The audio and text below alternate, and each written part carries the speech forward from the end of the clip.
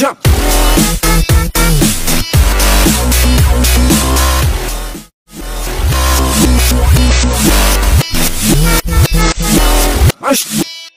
perbuatan buruk, awalnya tahu hanya yang baik-baik saja. Bukankah ini semakin membuktikan kalau di dalam Bible Anda justru ular itu yang lebih mengetahui daripada Tuhan Anda gitu. Coba deh jelasin. Gak mungkin ya, mati di situ bukan gini. Mati, kalau misalnya mati kamu hanya mengartikan itu hilang nafas. Hilangnya nafas itu salah. Hilangnya nafas itu akibat dari mati. Mati itu artinya keterpisahan manusia dengan Tuhan. Makanya ditandai dengan apa? Adam itu diusir dari Taman Eden. Itu disitulah menandakan dia mau terpisah. Kemuliaan Allah itu sudah hilang. Hidup kekal itu dalam diri manusia itu sudah hilang. Tubuh ini jadi rapuh. Nggak ada deh kehidupan kekal di dalam dunia, di dalam setiap diri manusia. Makanya Yesus datang. Gue mesti ngomong ini. Karena Yesus datang di Yohanes 3 ayat 16. Karena begitu besar kasih Allah akan dunia ini sehingga ia mengaruniakan anak yang tunggal supaya barang siapa percaya padanya tidak binasa melainkan beroleh hidup yang kekal. 1 Yohanes 17 ayat 3. Inilah hidup yang kekal, bahwa mereka mengenal Allah satu-satunya Bapa. Gimana sih? Gue lupa. Jadi tujuan utama itu memang Yesus datang ke dunia itu untuk memberi hidup yang kekal. Kenapa? Karena memang manusia di zaman pertama itu, Adam itu sudah kehilangan hidup kekal. Disitulah namanya mati. Akhirnya akibatnya apa? Mati. Jadi nafas itu hilang itu karena akibat dia udah hilang. Dalam dirinya itu nggak ada lagi kemuliaan Tuhan. Di dalam dirinya itu udah terpisah dengan Tuhan itu sendiri manusia. Itulah kenapa mesti kurban. Apa itu makna kurban? Kurban itu artinya mendekatkan diri. Jadi setiap manusia pada zaman nabi-nabi yang benar ya, bukan nabi-nabi yang ngasal-ngasal. Setiap nabi itu pada saat melakukan dosa, dia harus mengorbankan binatang. Kenapa? Yang harusnya manusia ini yang mati karena dosanya dialihkan ke binatang. Makanya binatang itu disembelih. Karena dosa manusia itu, Tuhan itu tidak bisa bersatu dengan dosa. Pada saat manusia itu sudah berdosa, dia harus melakukan kurban. Itu cuma sarana. Dan itu sifatnya sementara. Karena tahun depan pun kan hewan itu kan dibakar kan, jadi debu dan tanah. Besok melakukan dosa lagi, kurban lagi, dosa lagi, kurban lagi. Terus kayak gitu. Itu hanya bentuk keselamatan yang bayang-bayang keselamatan itu sendiri. Nah, keselamatan yang benar-benar itu yaitu Yesus itulah. Dialah kurban yang sejatinya. Karena memang manusia yang berkorban. Iya. Masa hewan yang matiin? Dialah manusia yang benar-benar yang tidak mengenal dosa. Makanya Yesus itu datang ke dunia bukan tanpa melalui sperma dan ovum, karena memang dia bukan berasal dari dunia ini. Penciptaan itu terakhir selesai itu di Kejadian 2 ayat 2. Berhentilah Tuhan pada hari ke-7 dan dia dari segala pekerjaan penciptaannya. Penciptaan itu selesai dari itu. Akhirnya di Kejadian 1 ayat 26 dan 27, Adam itu diperintahkan beranak cuculah dan bertambah banyak. Nah, makanya kita tuh lahir dari anak cucu Adam kan. Beda sendiri sama Yesus. Yesus itu datang bukan karena dia mau datang mukjizat tanpa Bapa, bukan. Karena firman itu datang ke dunia tanpa campur tangan manusia. Itu maknanya. Dia lahir tanpa bersetubuhan, bukan nunjukin mukjizat, bukan. Itu kenapa Yesus ngomong Yohanes 6 ayat 38, aku telah turun dari sorga, aku bukan berasal dari dunia ini. Itu kira-kira. Ini kenapa ditimerin? Biar gantian. Udah gantiin aja, gak apa-apa. Tolong Pak Ken, dia kan nanya kan tentang kitab kita. Ya tentu kita lebih banyak dong waktunya. Oke. Nanti gua bikin banyak. Ngapain? Gak usah pakai waktu. Mereka tuh pendengar aja, duduk belajar gitu loh. Bukan cuman nanya kok ngajar. Terima kasih Ken. Kamu boleh kok nanti bandingin dengan Al-Quran saya Kejadian Adam dan Hawa. Nggak masalah Rion. Kita komparasi mirroring. Gue mau. Gini Rion. Gini, kita tekankan lagi di dalam Kejadian 2. Nih, saya buka ini satunya lagi. Tadi saya nggak pakai data, nggak pakai ini. Saya baca langsung Rion ya. Dengarkan baik-baik. Lalu Tuhan ya Langsung nomor 17 saja. Tetapi pohon pengetahuan tentang yang baik dan yang jahat. Nah, ingat ya. Tetapi pohon pengetahuan tentang yang baik dan yang jahat itu janganlah kau makan buahnya. Sebab pada hari engkau memakannya pastilah engkau mati. Sebab pada hari engkau memakannya pastilah engkau mati pada hari memakannya. Artinya di sini saya nggak tahu, ini kamu tadi penjelasannya kemana-mana sampai perjanjian baru sampai Yesus. Saya menggarisbawahi ini bahwa apa yang dikatakan Tuhan di dalam Kejadian 2 nomor 17 di sana mengatakan bahwa yang memakan buah pengetahuan itu pada hari memakannya pastilah mati. Kalau kita baca di dalam Kejadian 3 nomor 1 sampai 6. Nah, nomor 1, adapun ular ialah paling cerdik dari segala binatang di darat yang dijadikan oleh Tuhan Allah. Ular itu berkata kepada perempuan itu, tentulah Allah berfirman, semua pohon dalam taman ini jangan kamu makan buah-buahnya, bukan? Jadi dia mengulangi perkataan dari Allah itu, si ular nih. Nomor 5, tetapi Allah mengetahui bahwa pada waktu kamu memakannya matamu akan terbuka dan kamu akan menjadi seperti Allah, tahu tentang yang baik dan yang jahat. Ini yang dikatakan ular itu, bahwa kamu kalau memakannya akan mengetahui yang jahat dan yang baik. Ya. Nah, nomor 6-nya, perempuan itu melihat bahwa buah pohon itu baik untuk dimakan dan sedap kelihatannya. Lagi pula pohon itu menarik hati karena memberi pengertian. Lalu ia mengambil dari buahnya dan dimakannya, dan diberikannya juga kepada suaminya yang bersama-sama dengan dia, dan suaminya pun memakannya. Nah, apa yang terjadi setelah memakannya? Ternyata pada hari itu Adam dan Hawa tidak mati, Rion. Justru pada hari itu mereka tahu yang baik dan yang buruk. Mereka akhirnya tahu, mereka telanjang, mereka mengambil daun-daun untuk menutupi tubuhnya, mereka akhirnya tahu bahwa yang dilakukan itu buruk. Dan ini terbukti omongan dari ular itu, ya, yang di sini ular itu identifikasi dari iblis. Artinya iblis lebih paham daripada Tuhan Anda di dalam Bible, bahwa ketika memakan pohon itu, memakan buah itu, mereka tidak mati. Mereka hanya akan melihat dan mengetahui perbuatan baik dan buruk. Nah, saya membaca kitab Anda tanpa menambahkan satu huruf pun. Saya hanya membaca dan memberi penjelasan sesuai dengan Bible kamu. Ternyata pada saat Adam dan Hawa memakan, mereka tidak mati. Tetapi apa yang ketika mereka makan justru benar seperti yang dikatakan iblis. Mereka malah mengetahui yang baik dan yang buruk. Di sini artinya apa yang dikatakan iblis itu lebih cocok dan lebih benar daripada apa yang dikatakan oleh Tuhan. Itu, Leon, terima kasih. Oke, silakan, waktunya habis. Aku kasih 4 menit ya, Leon. Si Tias saya deh, tadi gue udah jawab. Gue rasa mungkin si Tias ada jawaban beda. Sama aja sih sebenarnya jawaban. Saya cuma menekankan ini ya, Pak. Baik, ini suara saya kedengeran nggak? Nggak ada. Ini kan, Bapak baca yang ayat 17 kan. Tetapi pohon pengetahuan tentang yang baik itu dan yang jahat, janganlah kamu makan buahnya, sebab pada hari engkau memakannya. Pada hari ya, ini kita garis bawahi. Dan Bapak tadi kan Adrian sudah menjelaskan juga, mati artinya di sini adalah terpisahnya manusia dengan kemuliaan Allah. Bapak nggak baca, ketika Adam dan Hawa memakannya, mereka tahu, akhirnya tahu, mereka telanjang. Itu kan artinya apa? Kemuliaan itu setelah langsung terputus dari Allah. Mereka kan tadinya nggak sadar, karena mereka itu dibalut dengan cahaya kemuliaan Allah. Akhirnya mereka terlihat dan melihat kan kemaluan mereka. Itu hari di mana hari yang sama juga mereka itu sudah terputus kemuliaannya dengan Allah. Makanya di ayat berikutnya ini ya, tetapi Tuhan Allah memanggil manusia itu dan berfirman. Kan itu di hari yang sama, Allah itu berfirman kepada mereka dan menanyakan mereka, kenapa kalian bersembunyi? Kenapa?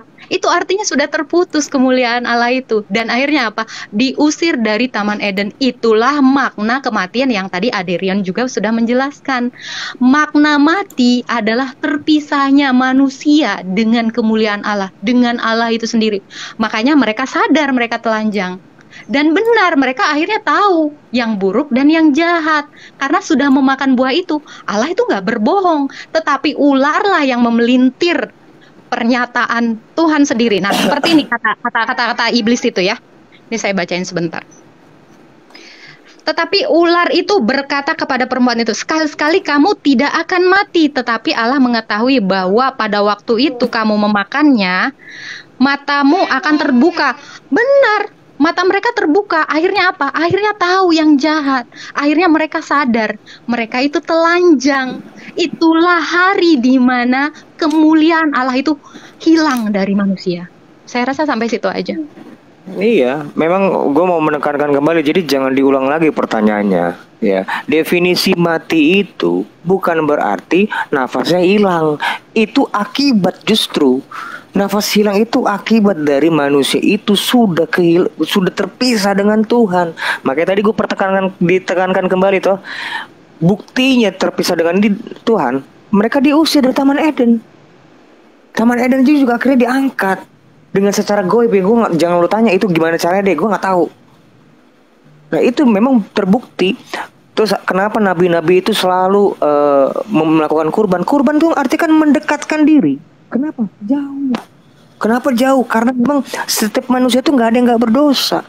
Akibat Adam ini nih, manusia itu telah kehilangan kehidupan kekal, kemuliaan Allah hilang, maka lantas kedagingan manusia itu lebih cenderung, lebih tinggi dibanding keinginan rohnya. Makanya manusia itu nggak perlu diajarin berbuat jahat, langsung ngerti itu dia. Nggak ada tuh namanya les buat jahat, itu nggak perlu. Anak bayi juga bisa, anak-anak kecil kita juga kaget kadang-kadang bisa melawan. Siapa yang ngajarin? Nggak pernah tuh orang tua yang ngajarin ngelawan orang tua, tapi dia bisa ngelawan.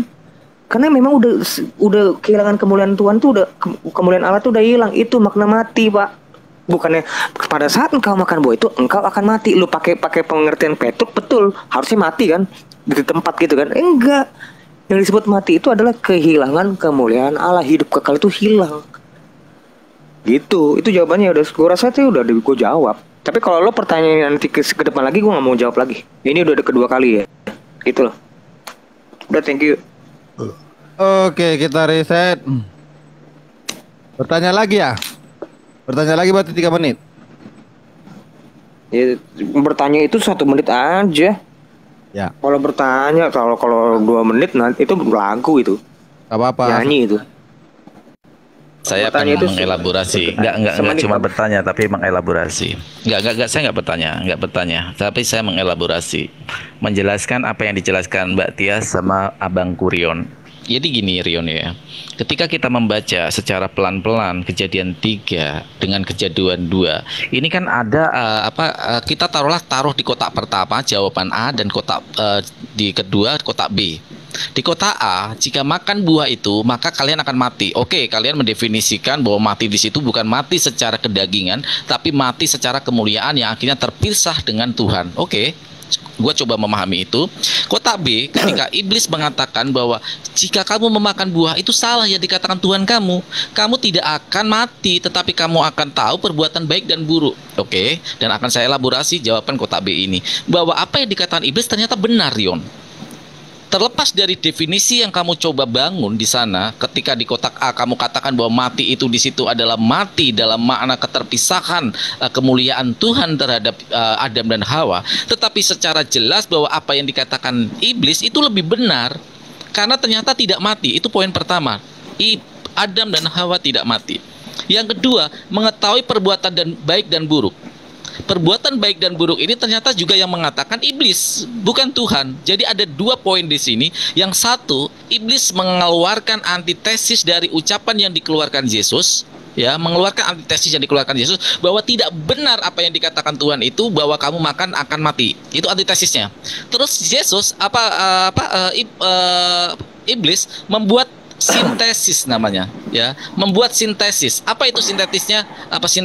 Sintesisnya adalah bahwa ketika kamu makan buah itu maka kamu akan mengetahui perbuatan baik dan buruk. Ada 2, tesis dan sintesis. Jadi mengeluarkan antitesis buat Tuhan yang mengatakan makan buah itu mati, ternyata dia mengatakan tidak akan mati. Antitesisnya berhasil, ya. Whatever kamu mengatakan bahwa itu adalah keterlepasan kemuliaan dari Tuhan Adam dan Hawa. Oke, antitesisnya sudah diberikan iblis. Nah, iblis memberikan sintesis juga, ya, bahwa ketika kamu makan buah itu kamu nggak akan mati, justru kamu akan mengetahui baik dan buruk. Dan ini tidak diucapkan sama Tuhan loh. Sintesis ini tidak diucapkan sama Tuhan, yaitu perbuatan baik dan buruk. Jadi kalau kita pakai nilai probability dalam menjawab sebuah pertanyaan, ya, ini akan ada dua kemungkinan ya. Yang pertama, Tuhan kamu kalah dari sisi penjawaban atau pembuktian dari soal itu. Iblis lebih spesifik dalam memberikan sebuah jawaban. Apa itu? Iblis memberikan sebuah jawaban yang lebih ya, yang lebih komprehensif di sana. Ada dua. Dia membantah dulu antitesis dari Yesus, dari Tuhan. Yang kedua, dia memberi jalan keluar atau sintesisnya, yaitu bahwa jika kamu makan, kamu malah lebih tahu mana perbuatan baik dan mana perbuatan buruk. Kita akan bisa mengetahui siapa yang lebih benar di situ. Oke, waktu habis. Silakan. Ya. Oke, gue sebentar aja tentang masalah tentang buah itu kan sudah diinformasikan oleh Tuhan sebelum mereka diuji. Itu tentang pengetahuan baik dan buruk tuh udah tahu. Adam itu udah tahu itu. Cuman pada saat Tuhan berbicara, jangan engkau makan buah itu. Pada saat engkau makan buah itu, engkau akan mati. Yang mau diperdebatkan itu masalah matinya, Pak. Bukan tentang buah pengetahuan baik dan buruk itu. Yang akhirnya mereka dikelabui oleh iblis. Mana mungkin kau mati, itu coba lihat pohon itu. Kayak ini seperti ngomong orang Islam kan di pendekatan logika. Bagus kayak gitu kok. Masa nggak mungkin lagi gitu. Percaya dia sama iblis. Nah itulah diambil lah tuh buah. Dari situlah terpisah. Akhirnya mereka tahu tentang baik dan buruk. Betul loh. Tuhan itu udah memberitahu kok itu jangan dimakan. Itu pengetahuan baik dan buruk itu dikasih tahu. Makanya ada juga di ayatnya, sebab mereka sudah tahu tentang baik dan buruk. Itu memang sudah diinformasikan. Yang mau didebatkan itu masalah mati atau nggak mati. Mati di sini, Pak. Ini untuk ketiga kalinya saya bilang, mati di sini bukan ngomongin tentang masalah nafasnya. Nafas itu hilang itu karena memang sudah mati. Nafas itu akibatnya. Mati yang sesungguhnya adalah keterpisahan kita dengan dia. Contoh pada saat di neraka itu mati nggak deh? Pada saat manusia di neraka dimasuk dalam api, mereka tuh mati nggak? Tetap kan kekal selama-lamanya. Kenapa nggak mati disebut? Karena disitulah benar-benar manusia di dalam neraka itu terpisah dengan Tuhan. Itulah mati yang kekal benar-benar itu nanti. Mati yang kekal seperti itu. Mereka kekal dalam keberdosaannya. Mereka terpisah dengan Tuhan, nggak bakal lagi ketemu dengan Tuhan. Makanya jangan berpikir kalau nanti cuma sebentar dong dicuci terus, nggak bisa. Nggak ada kayak begitu konsep-konsep seperti itu di dalam kekristenan. Coba Tias boleh ditambahin Tias. Saya rasa sih udah jelas banget. Itu jawabannya juga berulang-ulang. Jadi kita harus tahu dulu, samakan dulu persepsi mati itu seperti apa. Kalau Bapak mengatakan seperti itu, mati itu adalah terpisahnya tubuh dengan jasad, itu jelas kan itu efeknya, impactnya kan sudah dijelaskan juga sama di Rion gitu. Dan kalaupun Bapak mengatakan iblis ini lebih tahu, iblis lebih tahu gitu kan, itu jelas kan dikatakan kan, sekali-sekali kamu tidak akan mati, tetapi Allah mengetahui bahwa pada waktu itu kamu makannya. Ini kan iblis ini mencobai.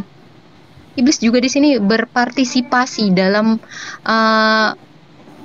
Adam ini melakukan dosa, atau Hawa. Dia ini kan juga menggoda gitu. Karena iblis ini adalah bapa segala dusta. Tapi Allah di sini tidak berdusta sama sekali. Karena dia mengatakan, pada hari di mana engkau memakannya, engkau akan mati. Dan pada hari itu Allah mengusir mereka, Allah mengutuk mereka. Dan Adam dan Hawa ini disuruh bersusah payah mengusahakan hidupnya. Kenapa? Karena mereka sudah tidak lagi ditopang oleh energi Allah, tidak lagi ditopang oleh kemuliaan Allah itu sendiri. Saya rasa sampai situ sudah jelas. Nanti boleh ya gue bertanya ya, host. Ya, boleh. Tentang hal yang sama ya, udah gitu aja. Boleh. Oke, nanti saya adakah mau ditambahi Farhan atau langsung? Ada. 3 menit aja nggak apa-apa, 3 menit aja. Saya 3 menit aja karena saya sendiri ya. Oke, terima kasih Rion, terima kasih Mbak Tias. Mari kita uji bahwa sebuah jawaban dalam ranah pembuktian itu butuh probability atau kemungkinan di sana ya, nilai-nilai kemungkinan, probabilitas di sana. Maka apakah Tuhan melakukan kesalahan lagi setelah apa yang dilakukan ketika mengatakan kepada Adam dan Hawa bahwa dia bersalah dan dia akan mati? Tetapi ternyata ketika kita masuk ke dalam pendekatan probabilitas, di sini Tuhan melakukan kesalahan lagi Mbak Tias dan Bang Rion. Kenapa? Lalu Firman berkata kepada ular itu bahwa ya dia akan mengadakan permusuhan. Engkau ya ini nomor 14-nya, 3 nomor 14. Lalu berfirmanlah Tuhan Allah kepada ular itu, karena engkau berbuat demikian, terkutuklah engkau di antara segala ternak dan di antara segala binatang hutan. Dengan perutmu lah engkau akan menjalar, dan debu tanahlah yang engkau makan. Bayangkan, debu tanahlah yang engkau makan. Kalau kita mengetahui nilai probabilitas untuk membuktikan sebuah kebenaran, maka di kebenaran itu akan diuji pernyataan berikutnya. Ternyata pernyataan berikutnya juga salah, bahwa ular akan makan dari debu. Ya, ular makan ini akan debu tanah lah akan kau makan seumur hidupmu. Seumur hidupmu. Saat ini masih ada ular, masih. Seumur hidupnya makan apa? Makan debu. Apakah benar ular makan debu? Ternyata Tuhan membuat kesalahan lagi. Kalau kita merujuk kepada nilai probabilitas dalam pembuktian sebuah kebenaran, maka yang pertama ketika Anda mengatakan bahwa itu mati karena kemuliaan, oke, saya akan mencoba untuk mengikuti alur berpikir kalian, tapi saya akan memakai tindakan akademis untuk membuktikan sebuah kebenaran dengan probabilitas. Maka probabilitasnya pernyataan berikutnya kita uji lagi. Ternyata pernyataan berikutnya yang Tuhan lakukan bersalah lagi. Apa itu? Engkau di antara segala ternak dan di antara segala binatang hutan, dengan perutmu lah engkau akan menjalar, dan debu tanahlah akan kau makan seumur hidupmu.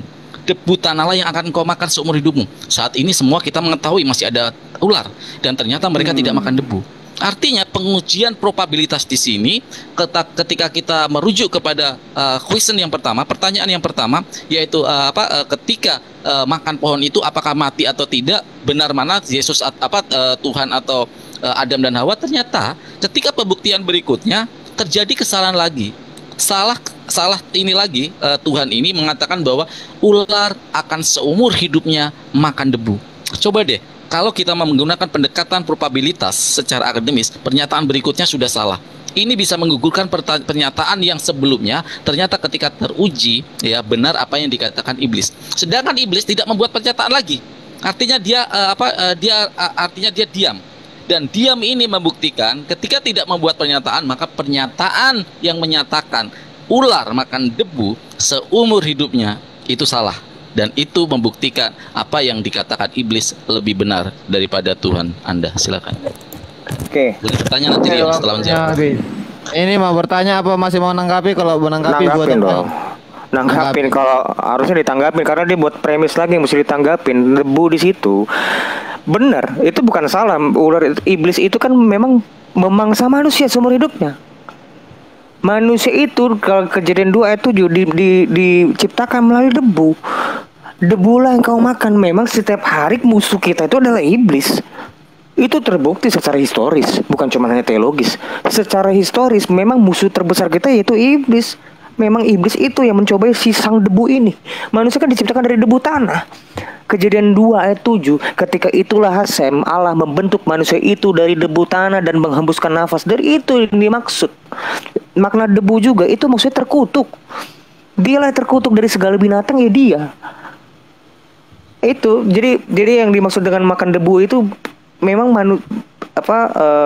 iblis itulah yang memang selalu memangsa manusia. Manusia itu juga selalu berseteru dengan iblis. Musuh kita yang terbesar kita iblis, Pak. Bukan Islam. Bukan manusia. Musuh terbesar kita ya iblis ini nih, yang berkuasa atas langit bumi ini, maksud gua. Gitu mungkin. Yang kedua, gua mau nanya sih, tapi adalah ditanggapin ini next ini aja kita tanya ya. Waktunya dihentikan dulu aja, nanti kamu bertanya. Enggak, kalau nanya gitu loh.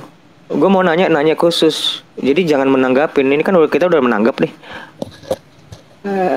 Omongan lu mesti ditanggapin. Soalnya setiap tanggapan lu perlu ditanggapin gitu. Habis ini harusnya kita menanya nih. Boleh nggak nanya? Tapi gimana, host? Ya silakan, masih ada waktunya. Kalau mau sambil bertanya aja.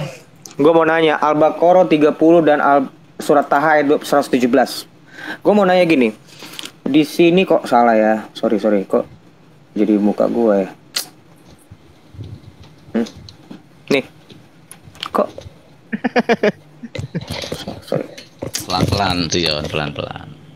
Itu dimatiin dong. Udah deh, gue nggak jadi nanti aja nanya. Nanti aja gue nanya. Oke, Udah, nggak apa-apa. Nanya nanti aja. abis aja riset. Atau si Tias kalau nggak mau langsung riset. Kalau nggak mau jawab aja. Lu nggak apa-apa itu kalau lu buka kamera tapi buat geding ke atas, lu nanti kembali. Habis waktu gua. Enggak, gua mau pertanyaan ini memang khusus nanya. Enggak perlu. Di sini adil. Di sini adil. Lu buka aja dulu, buka aja nggak apa-apa. Gua riset. Gua post. Tenang aja. Ini kerja Al-Baqarah 30. Oke. Adam ini menjadikan khalifah di bumi toh. Betul. Tujuannya ini pertanyaan masih konteks yang sama ya, karena gue nggak mungkin nanya Muhammad karena lo ngomong Adam, sekarang gue juga nanya dengan Adam juga. Oke, Gak siap. akan gue tanya yang lain. Pertanyaan gue ini di surat Taha ayat 117. Oke. Maka sekali-sekali jangan sampai dia, di sini iblis, ini setan ya, dia mengeluarkan kamu berdua dari sorga. Sekarang gue tanya, dari menurut logika ayat ini, sebenarnya kehendak Tuhanmu itu Adam itu stay di sorga atau di bumi? Karena di sini bunyinya, maka sekali-sekali jangan sampai, di sini ada larangan, jangan sampai dia mengeluarkan kamu berdua dari sorga. Sebenarnya tujuan manusia itu di sorga atau di bumi? Kenapa ada kata jangan sampai di sorga, keluar dari sorga? Ini bertentangan. Gue juga bisa dengan kata-kata seperti kalian. Ini bertentangan dengan ini. Dia diciptakan menjadi khalifah di bumi. Ya kalau memang dia akhirnya kalau ngikutin logika ini, Tuhan nggak mau sebenarnya dia ke bumi, dia mau di sorga kok Adam. Nah itu coba jelasin gimana? Simpulkan pertanyaannya, Rion. Itu. Udah saya paham. Sebenarnya Saya paham Adam apa itu yang dimaksudkan. Saya udah paham. Sebenarnya ini kehendak Tuhan itu berkehendak dia itu di bumi atau di sorga, ditempatkannya. Oke. Itu pertanyaan gua. Tangkap Bang Farhan. Menangkap banget. Oke, Insya Allah. silakan. Waktu kecil saya minum Sheriff Provot, jadi cepat saya nangkapnya. Siap.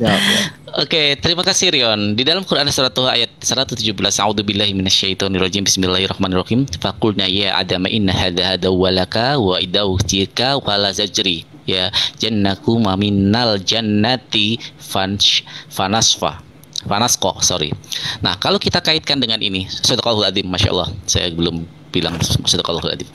Kemudian kami berfirman, wahai Adam, sungguh ini iblis musuh bagimu dan bagi istrimu. Maka sekali-kali jangan sampai dia mengeluarkan kamu berdua dari surga, nanti kamu celaka. Justru di sini membuktikan bahwa Al-Qur'anul Karim lebih sempurna dalam pemakaian diksi dan diksi dan konteksnya daripada yang tadi kita baca, ya. Kenapa? Di sini jelas Allah memberikan sebuah warning kepada Adam dan Hawa bahwa iblis itu musuh besar bagimu loh. Jangan sampai engkau mengikuti. Oke, kita kaitkan dengan konteks pertanyaan Rion di dalam Quran surat Al-Baqarah ayat 30 yang mengatakan penciptaan Adam, ya, sesungguhnya Adam diciptakan sebagai khalifah. Di sana ada tanya jawab dengan dengan para malaikat. Nah, kalau kita kaitkan dengan itu, justru di sini Allah Subhanahu wa taala itu memberikan sebuah keleluasaan kepada Adam. Ini namanya free will. Contoh, Rion, kamu selama tidak membuat kesalahan, kamu akan ada di villa itu dengan segala fasilitas, asal kamu tidak membuat kesalahan. Ya, fasilitas yang kamu miliki di villa itu bisa kamu miliki asal kamu nggak membuat kesalahan. Jadi yang menentukan kamu keluar dari fasilitas itu kamu sendiri. Adam juga begitu. Memang dia diciptakan untuk menjadi khalifah, tetapi perihal dia tinggal di surga itu dia yang menentukan berapa lama dia akan membuat kesalahan. Ternyata dia dikasih peringatan. Allah Subhanahu wa taala Maha baik. Diberi peringatan dulu bahwa iblis, hati-hatilah dengan iblis, karena iblis bisa mengeluarkanmu dari segala fasilitas yang aku berikan di surga. Maka di sana ada rule dari Allah Subhanahu wa taala dan ada warning, ada peraturan dan ada peringatan di sana. Fasilitas itu kamu bisa nikmati selagi kamu tidak melanggar perintah yang ditetapkan, yaitu apa? Tidak boleh memakan buah khuldi. Ya, buah khuldi kalau di Al-Qur'an buah khuldi, walaupun khuldi di sini memakai dari tafsir. Nah, kalau kita kaitkan Rion, betapa Al-Qur'anul Karim lebih jelas dalam memberikan sebuah undang-undang bahwa Allah Subhanahu wa taala memberi sebuah kebebasan kepada Nabi Adam untuk tinggal di surga.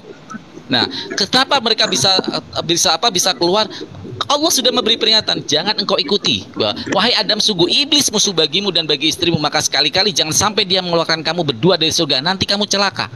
Nah, kecelakaan di sini ternyata diambil resiko daripada Adam dan Hawa. Mereka mengambil resiko itu dengan memakan buah khuldi. Salah Adam atau salah Allah?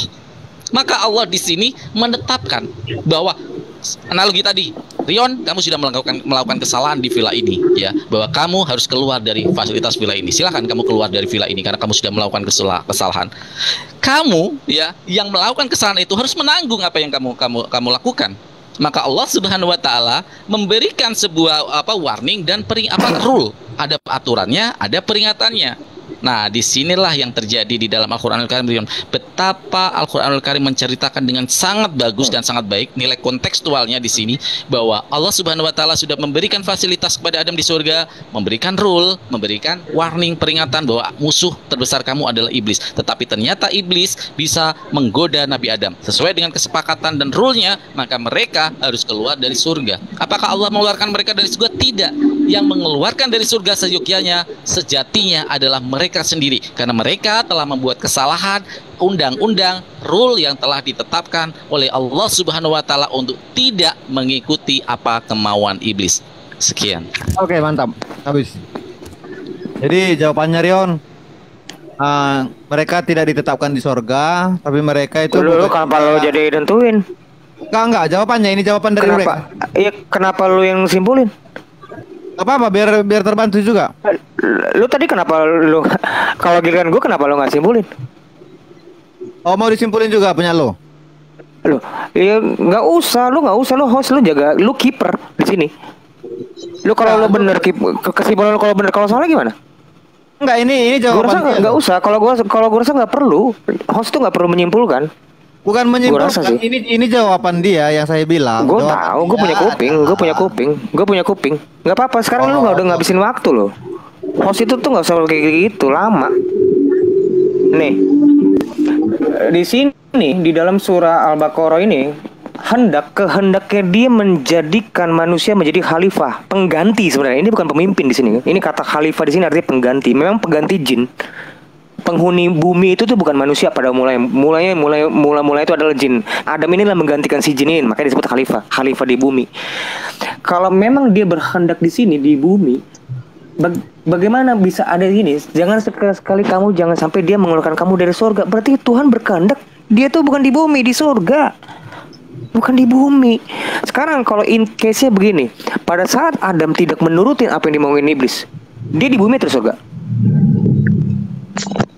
Pada saat ini harusnya enak TikTok nih. Pada saat Adam ini tidak menuruti apa kehendak iblis, kira-kira menurut ayat ini dia di surga atau di bumi? Menurut ayat Taha ini ayat 17 ini kan kita mesti uji nih. Kita uji material nih. Itu bagaimana? Coba jawab. Waktu gue dihabisin aja. Gue sebenarnya lebih suka TikTok sih untuk membahas ini.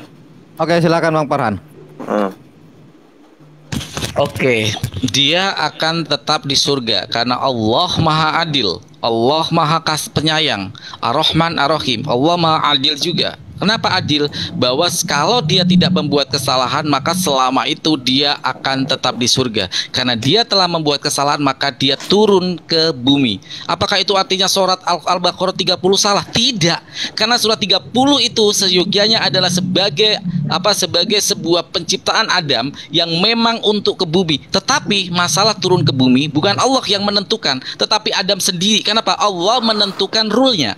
Contoh, saya kasih analogi. Ketika saya memberikan sebuah fasilitas terhadap anak ya, saya belum punya anak, belum punya istri. Apa ya contohnya ya? Saya memberikan fasilitas kepada Rion ya. Saya memberikan fasilitas kepada Rion bahwa Rion, kamu saya kasih fasilitas, boleh kamu menggunakan semua fasilitas di rumah saya dengan segala bebasnya. Asal satu, kamu jangan nyolong es saya di kulkas karena es itu kesayangan saya. Satu-satunya nggak boleh kamu makan dan kamu pakai fasilitas di rumah ini adalah kamu ngambil es di kulkas saya. Jadi selama kamu belum meminum es itu, maka kamu berhak selamanya tinggal di rumah itu, walaupun itu bukan rumah kamu. Ya, karena itu bukan diciptakan buat kamu sebenarnya, tapi diciptakan buat nanti. Tapi kamu bisa memakai itu selama kamu tidak membuat kesalahan. Jadi ketika kamu tidak membuat kesalahan, maka kamu tidak berhak untuk dikeluarkan, karena kamu akan membantah. Loh, saya nggak memakai ini kok, nggak memakan es kok. Kenapa kamu mengeluarkan aku? Nah, seperti itu. Allah seperti itu. Allah memberikan sebuah rule kepada Nabi Adam alaihissalam. Tinggallah selamanya kamu di surga, ya. Tinggallah kamu di sini. Nikmatilah segala kesenangan dengan Hawa juga. Bahkan ketika Adam kesepian pun diciptakan Hawa sebagai penghiburan, sebagai fasilitas. Karena Adam belum membuat kesalahan, maka dituruti. Nah, di sini ketika belum membuat kesalahan, maka tempat Adam adalah surga. Ketika membuat kesalahan, bukan Allah yang mengeluarkan, tapi kesalahan dari diri sendiri Adam itu yang sudah melanggar perintah daripada Allah yang membuat dia jatuh ke bumi. Apakah Allah menciptakan dia ke bumi? Betul. Tetapi apakah Allah yang mengeluarkan? Tidak. Artinya ketika Adam sebenarnya tidak mau mengikuti iblis dan tidak memakan buah khuldi itu dengan Hawa, maka sesungguhnya Adam sampai saat ini pun masih di surga. Kenapa? Allah Maha Adil. Allah Maha Adil. Ketika kesalahan itu kamu lakukan, ya kamu menanggung konsekuensinya. Itu yang saya bilang. Ya. Nah, kalau kita korelasikan dengan apa yang ada di dalam Al-Qur'anul Karim dan di dalam Bible, maka penceritaan Al-Qur'anul Karim lebih masuk akal. Ya, pakai probabilitas, ayo silakan pakai probabilitas. Kalau kita pakai analogi kejadian sekarang, ayo, orang salah dihukum nggak? Walaupun dia mendapat fasilitas. Seperti itu, Rion. Nah, disinilah bagaimana Allah Subhanahu wa taala memberikan sebuah tempat, ya, di dalam surga, karena Adam masih menuruti, bahkan diberikan Hawa juga. Itu, Rion, di dalam Al-Qur'anul Karim. Penjelasan seperti itu akan memberikan kita pengetahuan bahwa ketika kita membuat sebuah kesalahan, maka hukum, punishment and reward, diberikan sebuah hukuman, diberikan sebuah hadiah, itu berdasarkan tindakan kita. Free will kita yang menentukan apakah kita di surga atau di neraka. Sehingga di Al-Baqarah 30 itu tempat dari Adam itu adalah sebagai khalifah di bumi, sebagai pengganti. Saya setuju dengan kamu, pengganti. Ya, kamu lebih maju berpikirnya bahwa sebenarnya jin itu adalah tempatnya dulu, bumi penghuninya adalah jin dulu, karena tidak menciptakan jin dan manusia kecuali untuk beribadah. Jadi jin dulu yang menepati untuk beribadah kepada Allah di bumi ini. Dan di sini yang mengeluarkan artinya adalah bukan Allah, tapi yang mengeluarkan adalah karena Adam melanggar, sehingga fasilitas-fasilitas yang diberikan oleh Allah Subhanahu wa taala kepada Nabi Adam diputus di situ, dan akhirnya dia tinggal di bumi. Jadi yang menentukan tinggal di bumi siapa? Bukan Allah, tapi Adam sendiri yang memutuskan untuk mengikuti iblis. Demikian. Oke, silakan. Bukan Allah, kau bilang. Di sini aku hendak menjadikan khalifah di bumi. Ini jelas Allah. Tapi pada saat di sini kamu bilang, kalau tadi aku nanya, kalau misalnya Adam tidak melanggar, dia tinggal di mana? Ya tetap di surga. Artinya kalau di surga udah gak ada lagi khalifah di bumi dong. Penggantinya jin siapa? Penggantinya jin siapa? Kan justru manusia ini diciptakan memang untuk di bumi buat gantiin jin. Jin itu udah gak ada di situ. Atau apalah untuk menggantikan itu. Kalau misalnya ini tidak dilanggar, ini tidak terjadi, berarti khalifah di bumi gak ada dong. Itu gimana coba? Tadi kamu udah bilang loh, kalau misalnya Adam itu nggak melanggar, dia tetap di sorga. Itu konsekuensinya tuh serius. Kalau dia tetap di sorga, artinya manusia itu yang memang dijadikan untuk menjadi khalifah di bumi gagal total. Ini kehendak Tuhan. Ini hendak aku, bukan Adam yang hendak. Aku. Dia memang ditempatkan untuk di bumi. Makanya gue di sini nyambung kok. Kalau ditempatkan di bumi, kenapa di sini seakan-akan Tuhan maunya dia di sorga? Kalau misalnya Adam itu nurut sama iblis, nggak nurut sama iblis, turut sama kehendak Tuhan, dia jadi bumi dong. Yang jadi ganti siapa? Jojon. Mesti buat lagi dong nanti. Wah, buat lagi gagal rupanya Adam nggak nurut sama gua. Buat lagi soalnya di bumi udah kosong. Begitu logikanya. Gimana Tias? Tambahin Tias. Aku tuh mau nambahin sedikit seperti ini, karena Allah itu berkehendak menjadikan Adam tuh kan di surga kan. Ayat yang pertama deh, coba keluarin ayat yang pertama. Masa iya gitu? Kata Farhan tadi kan mengatakan seperti ini, bahwa Adam ini memang yang pengen ke bumi gitu kan. Berarti di sini kehendak manusia itu lebih utama dibanding kehendak Allah. kehendak Allah yang pertama. Ini aku di sini soalnya. Aku hendak itu Allah. Allah hendak menjadikan khalifah di bumi. Yang satu lagi, bukan yang ini. Yang satu ini. Sekali-sekali jangan sampai dia iblis mengeluarkan kamu berdua dari sorga. Nah, itu kan kehendak Allah tuh kan. Allah tuh pengennya itu menjadikan mereka tuh di surga. Tapi di ayat lain boleh aku jawab sedikit? Menjadikan khalifah. Oke, silakan. Boleh aku jawab sedikit? Pak Afaran ini dari tadi jawab loh, bukan nari loh. Bukan, aku jawab sedikit. Itu setelah Allah menerima taubatnya. Allah itu menerima taubatnya. Setelah diterima taubatnya, maka Allah tidak menginginkan dia menjadi khalifah di muka bumi. Di mana taubat? Ini belum tobat, ini baru warning. Kagak ada tobat-tobat di sini. Ini warning, Pak. Host ya. Host, izin host, saya boleh turun sebentar. Udah gue bilang jangan nggak usah pakai timer gitu loh. Saya turun dulu ya, host, baru naik lagi. Ada anak aja udah kejedot bilang tobat. Ini masih warning semua, Pak. Oke, dilanjut biar saya lanjut timer. Oke, boleh saya. Jadi gini, Rion. Ketika Adam tidak mengikuti iblis dan memakan buah itu, apakah dia akan diturunkan ke bumi? Tidak. Apakah skenario Allah itu tidak akan terjadi? Pasti terjadi. Kenapa? Karena pasti Adam membuat kesalahan. Tetapi perkara lama atau sebentarnya itu Allah ya memberi kebebasan kepada Nabi Adam.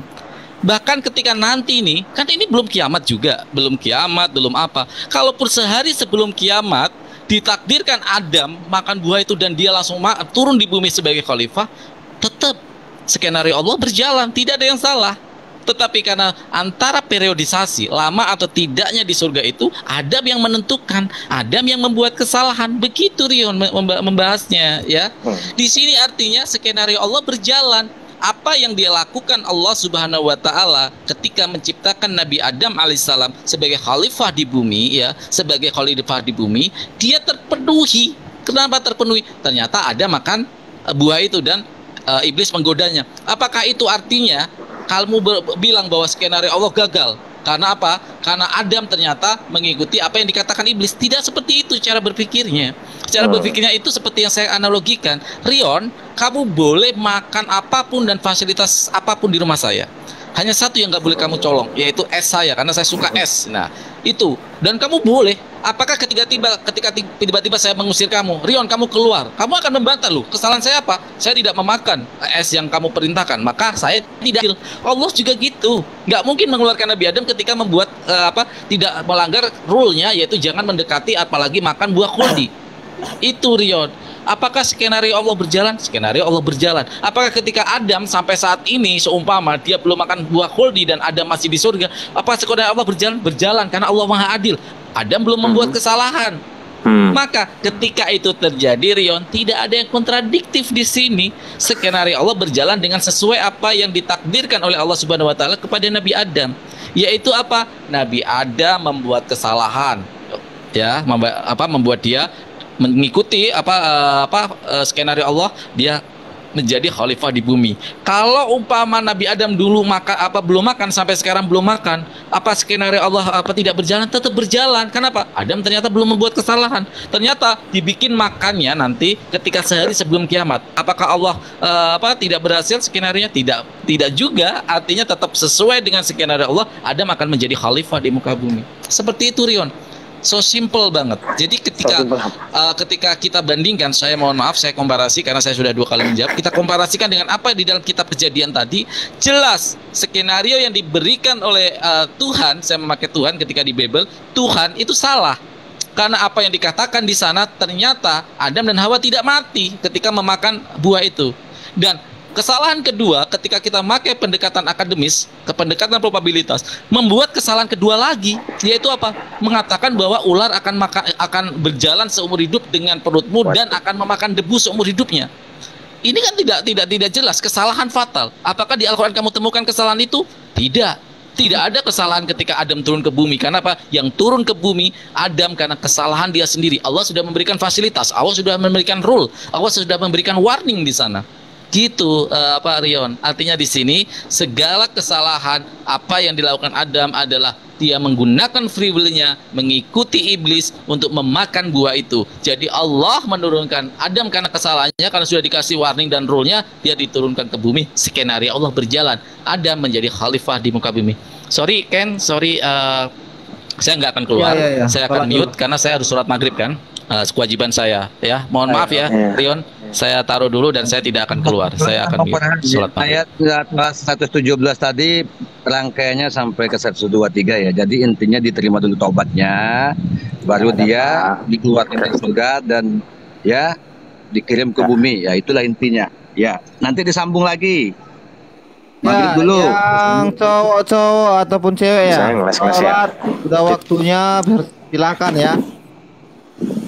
Jadi tadi Rion sebenarnya saya bukan mau menyimpulkan mau menjelaskan jawaban dia aja, bukan menyimpulkan. Nggak usah seperti itu. Nanti kalau jawaban lo salah ya diubah lagi, bukan kayak gitu. Jadi kalian berdebat nanti. Enggak pernah saya menjelaskan jawabannya. Saya langsung kutip aja poinnya. Kalau mau itu di terakhir aja sih. Jawabannya Bang Farhan itu. Bisa juga kamu tangkis tadi kan. Seperti itulah maksudku. Bukannya aku mau menyimpulkan, kalau menyimpulkan beda lah, menjelaskan aja. Kalau mau kayak gitu ya konsisten ya dari awal juga lu terangin. Sebenarnya maksudnya ada yang mau ditangkap poin dari lu yang ngebahas gitu. Ya memang udah jelas gitu maksudnya lo. Apa? Kalau dia belum jelas. Bukan nggak jelas, ibaratnya biar jawaban itu didengar juga puas gitu loh, sama yang di bawah juga puas. Bukannya mau menyimpulkan, pokoknya saya tidak mau menyudutkan orang, tidak mau memojokkan orang di room ini gitu. Berarti Adam ini Adam keluar karena kesalahannya kan? Tadi kata dia, kalau yang lo baca. Iya, makanya gue bilang tadi. Kalau di Kristen kan memang lu tahu juga gimana jawabannya, berarti kan ada perbedaan. Gitu aja tadi Mas. Tapi nggak apa-apa lah kan, teman-teman di sini kan kadang-kadang kan mereka tuh cuman pura-pura ini doang nolak. Tapi sebenarnya kalau sebagai manusia normal gue ngelihat di sini memang di sini kehendak. Intinya itulah, aku nggak ada yang mau memojokkan, nggak ada mau menyimpulkan, mau mengulangi aja sebenarnya. Mudah-mudahan aja masih ada muslim di sini yang punya akal gitu ya. Aku hendak menjadikan khalifah di bumi. Khalifah ini pengganti jin. Jin itu dulu emang menghendaki yang menempati bumi itu adalah jin, bukan manusia. Manusia itu makhluk kedua itu setelah jin. Karena sesungguhnya yang pada mulanya menempati bumi itu adalah jin, bukan manusia. Nah, karena jin itu menumpahkan darah. Rion, lu lihat nih si Melanie Pan Arder. Dia bilang Adam keluar karena kehendak Allah untuk menjadi khalifah di muka bumi. Sementara si Farhan tadi bilang kan memang karena melanggar peraturan, jadi otomatis keluar. Loh ya iya kan, makanya di sini kan maka jangan sekali-sekali jangan sampai dia mengeluarkan kamu dari surga. Kalau kayak gini kan jelas artinya Tuhan berkehendak dia nggak keluar dari surga. Tapi karena melanggar akhirnya dia diusir kan gitu. Kalau ini gue oke.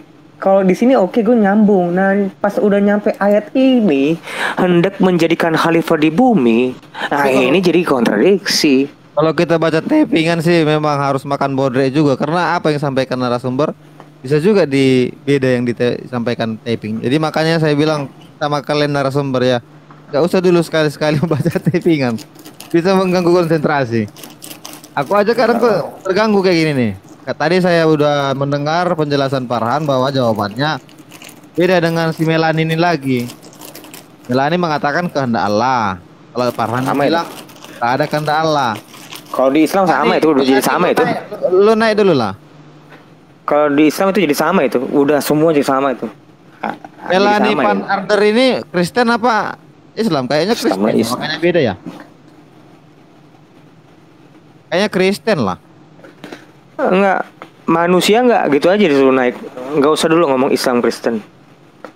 Manusia enggak, selama manusia sih sebenarnya dia ngerti loh. Jawabannya beda dia sama si Farhan, makanya aku bilang selama ini manusia, sebenarnya kita ngerti nih logikanya. Ya kalau selama itu Islam ya jawabannya sama nya itu. Oh, berarti si Melani Islam dia katanya ini ya. Tapi manusia bisa loh, Islam itu bisa jin juga Muslim. Apa itu noise? Manusia nggak? Manusia atau jin Islam itu banyak, bukan cuma manusia doang Islam. Pohon juga bertasbih Muslim. Seluruh binatang juga Muslim. Jin juga Muslim. Tanya dulu golongannya apa? Manusia atau apa? Jin. Tunggu dulu. Bang, Kak, ini waktunya jam sholat. Nanti saya masih online, saya masih live. Beribadah dulu nggak apa-apa. Ini kalau Pendekar Tunggu ini nggak kemparannya. sholat kah? Sudah. Tadi kan dulu Islam. Typing Muslim nggak? Muslim lah. Jin atau manusia? Lu nanya apa kayak gitu? Lu bisa jadi jin loh. Kan jin juga Muslim. Ada yang Muslim. Nanti dibalas ribut. Loh, jin itu yang Muslim ada kok. Jin Muslim atau manusia Muslim? Oke, pendekar apa mau ditanya tentang diskusi mereka? Ya tadi aja yang dilanjutkan sebelum saya tinggalkan tadi sholat. Tapi tunggu dulu dong Kang Farhan biar nyambung nanti diskusinya. Gak boleh mau jokin. Bener kok, memang jin juga Muslim ada. Nanti kalau kita di luar diskusi, Kang Farhan ketinggalan wacana, nanti terulang-ulang gitu. Jadi mending sekalian tunggu. Aku cuma bilang apa yang mau kau sampaikan itu.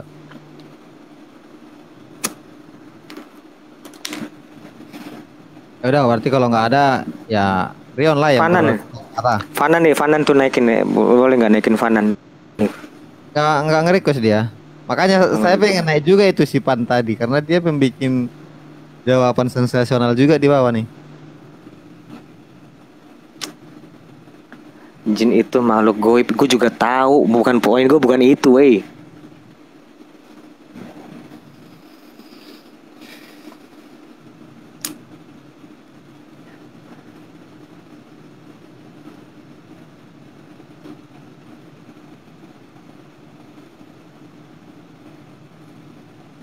Iya sih Fanan Lu kontroversial kalau sebenarnya Rion kalau gua lihat ya, lu nggak cocok sebenarnya kalau berdiskusi pakai timer. emang enggak. Lu orangnya tiktokan. Karena Iya, di betul. setiap room gua nonton lu lebih keluar gitu loh, lebih maksimal kalau nggak di timerin. Iya soalnya kalau nggak pakai timer, Islam itu akan nanya ya 3 kali juga. Capek lah. Lah, Mau kita- bukan ke situ larinya Rion. Kan bisa kamu tanggapi walaupun pakai timer kan nih. Contoh nih, timernya 4 menit. Ya udah lu sanggah atau tanggapi 2 menit.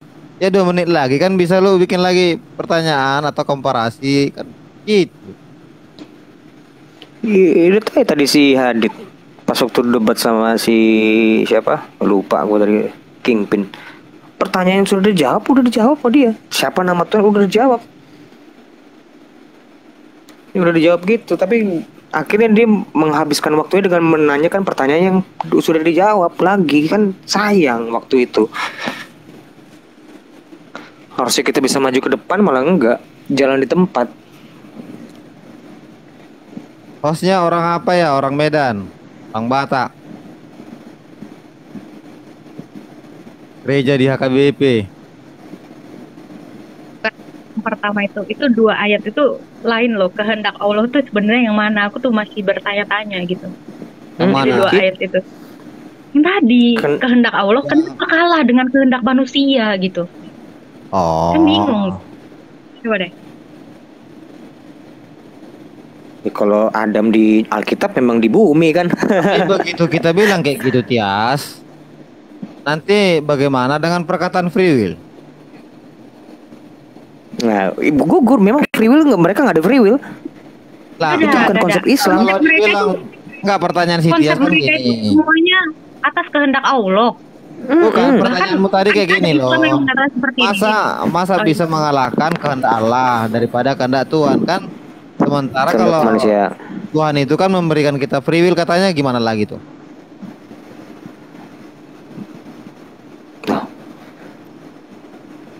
Gimana sih? Gimana coba udah. Free will, kehendak bebas manusia untuk memilih jalannya, kan itu berlaku. Kan dia bilang tadi, si Kak Tias tadi bilang gini, masa sih ya kehendak manusia bisa mengalahkan kehendak Allah?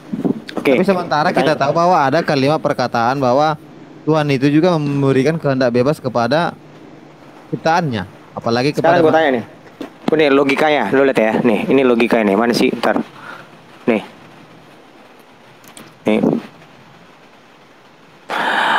Allah ini katanya aku di sini ya, di sini aku ini Allah di sini, Tuhan lah ya. Karena nggak bisa Tuhan menghendak menjadikan khalifah di bumi.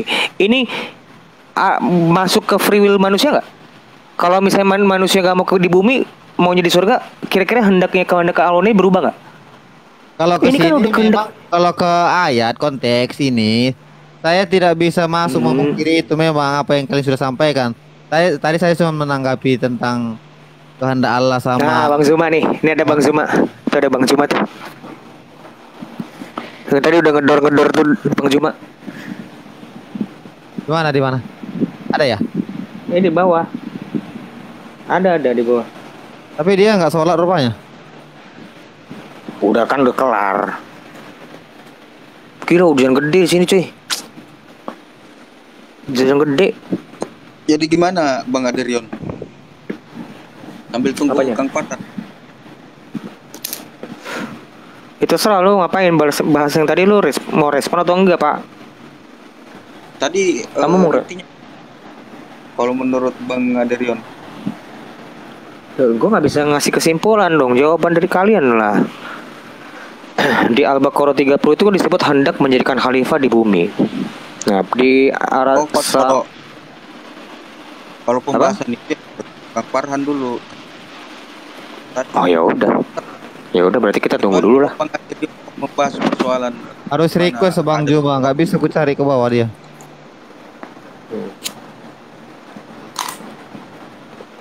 Gue penasaran, kalau Adam diciptakan di surga dan kehendak Allah juga bahwa Adam itu harusnya juga di surga, kenapa pada akhirnya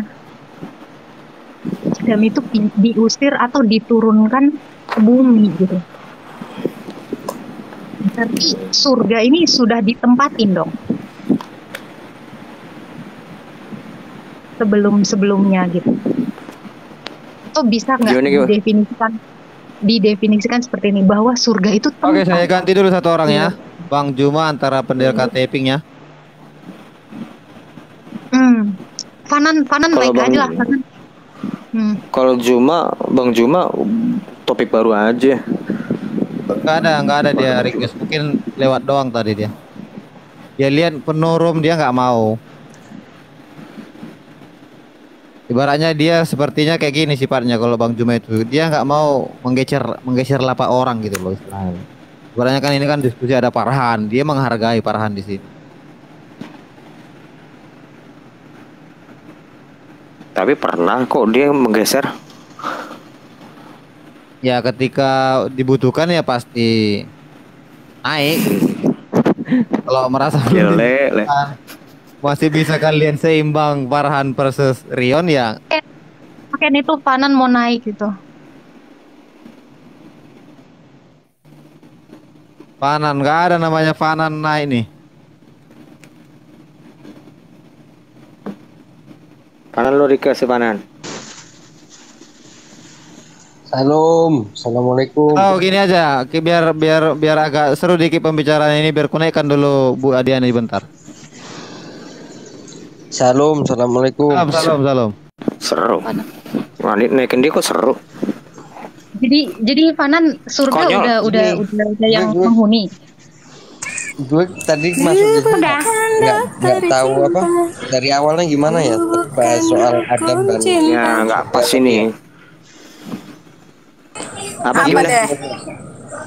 Bentar dulu Bu, sebentar ya Bu. Gimana Fanan? Gini bro, sebenarnya kata yang diartikan surga di Al-Quran itu dengan kata jannah kan. Jannah itu diartikan Jannah itu surga. kan taman. Taman. Benar, sebenarnya artinya itu taman. Rauda kalau taman bro, jannah itu surga. Rauda kalau taman, Raudatul jannah berarti taman surga. Adik. Udah, gue lanjutin dulu Susah ya. ya. Begini, ketika janji Tuhan itu menciptakan khalifah di bumi, itu ada protes tuh kalau ayatnya kan dari malaikat. Kalau malaikat iya. Ya, protes mereka itu kayak ada saingan.